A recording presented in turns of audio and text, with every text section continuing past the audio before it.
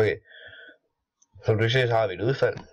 Et udfald er for eksempel, at du slår en 4 med en terning. Det kan også være, at du kan slå en 6'er. Så har du udfaldsrummet, det beskriver alle de mulige resultater.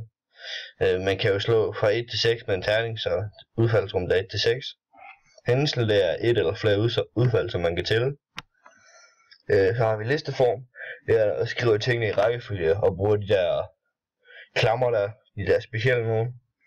Og så har vi symmetrisk sandsynlighedsfelt. Det er et udfaldsrum og en sandsynlighedsfunktion, hvor alle udfald har samme sandsynlighed. For eksempel med en terning, der er der jo fra 1 til 6. Så der er der lige stor chance for at slå alle. Men hvis det er en snydeterning, er sandsynlighedsfeltet ikke længere symmetrisk. Gunstig udfald det er, hvis man vil slå en 6, og man så gør det, eller hvis man vil slå en 4 og gør det. Og så en stikprøve, det er en tilfældig prøve, som for eksempel, at man kan trække 3 gule bolde og en rød, og man så trækker enten en gul eller en rød.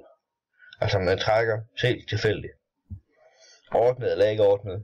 Det er, at det enten er stillet op i farve eller tal, eller i rækkefølge efter farve eller tal, eller så er det bare helt hulter til buller. Og så med tilbagelægning eller ikke tilbagelægning. Det er tilbagelægning, det er hvis man kan tage det samme tal eller bold eller farve 2 gange.